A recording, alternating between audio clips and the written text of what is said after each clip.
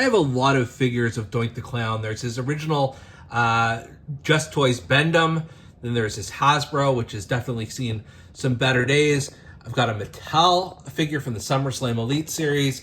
I've got the retro figure of Doink. And then I've even got the Bushwhackers as Luke and Butch Doink.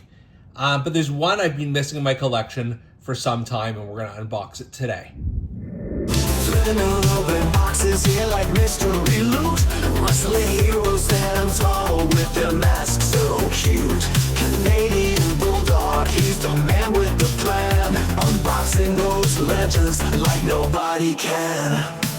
Dusty shows that come alive with every rip and tear. Hulking Macho Man makes a proper bet. Their packaging's popping and the figures unlocked. Wrestling memories roll around the clock. Bulldog's unboxings, yeah, the treasures unfold. Memories from the rain, painted in gold.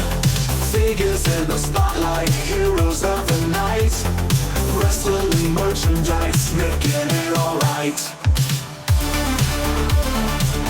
Canadian Bulldog from Wrestling Merchandise and Memories. That's merchandiseandmemories.com. And welcome to another edition of Bulldog's Unboxings. Now, I mentioned at the outset, there was a Doink I've been looking for some time.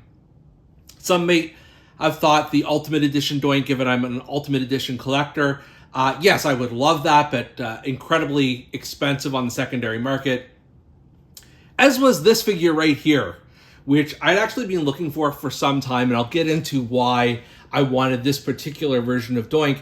This is from WWE Elite Series 34. So this is over 10 years old at this point. It was 2014 when it first came out. And this is the Elite Collection, the first time he's in the line, Doink the Clown. And the box art has evolved so much over the years. For the worse, I'm going to say. Because if you look at this, like look at all the information on here. You've got his, when the outfit came out circa 1993. You've got some information about him, and then you've got the other figures in the line. The box is obviously much thicker than the Elite figures we'd receive right now. And just, you know, overall, I'm a bigger fan of this particular box art because you can see everything that's in the package as well.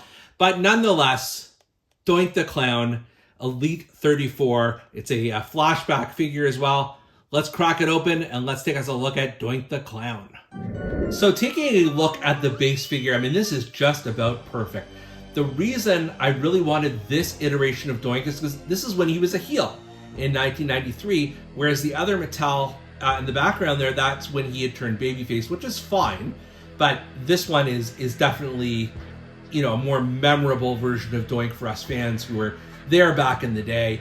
You can see by the sort of the color scheme, you can see he's got just a little bit of a gut hanging out, and then he's got the stars all over his trunks.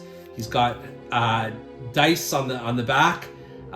He's got that just the blue, red, and yellow primary colors there, and then he's got the white sleeves that go right up to his arms. Now, because this is an older Mattel figure, you don't have swappable heads, swappable hands, some of the things you know you might have right now, but that's okay. I think certainly it's fine because I don't know that you always need swappable hands and things of that nature. I think this is fine as it is. But what you do have here, and you would have seen, is the swappable hair.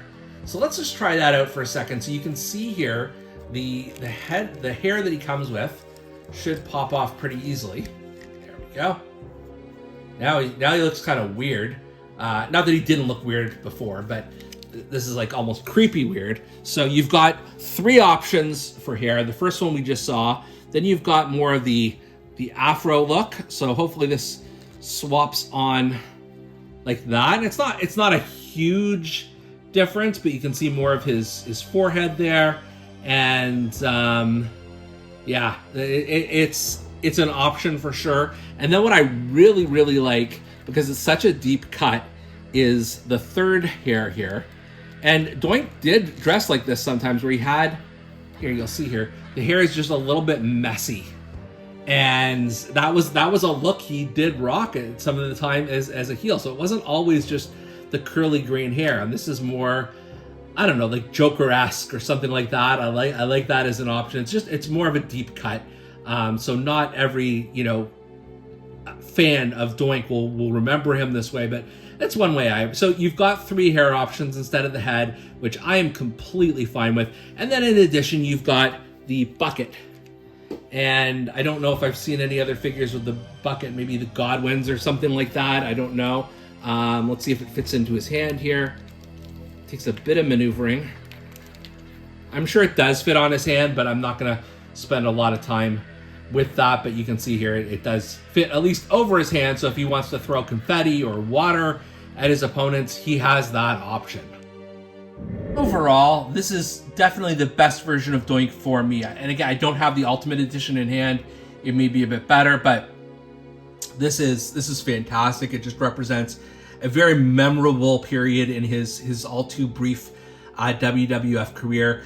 And again, you do have the SummerSlam Elite figure, which is a little bit later on in his career as the babyface, but I definitely gravitate towards the heel. So for me, this was a very good pickup, and I'm super happy to have it in my collection. For Bulldog's Unboxings, I'm Canadian Bulldog, and we'll see you next time. Flipping open boxes here like mystery loot.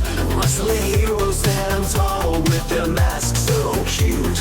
Canadian Bulldog, he's the man with the plan. Unboxing those legends like nobody can. Dusty shells that come alive with every rip and tear. Hulking Macho Man is a rubber bat. Packaging's popping and the figures unlock. Wrestling memories will run the clock. Bulldogs unboxings, yeah, the treasures.